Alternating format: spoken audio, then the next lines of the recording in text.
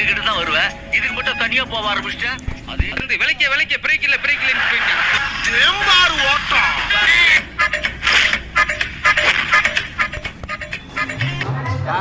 ஒரு litre petrol அடிச்சீங்க, brake oil பத்துறீங்க.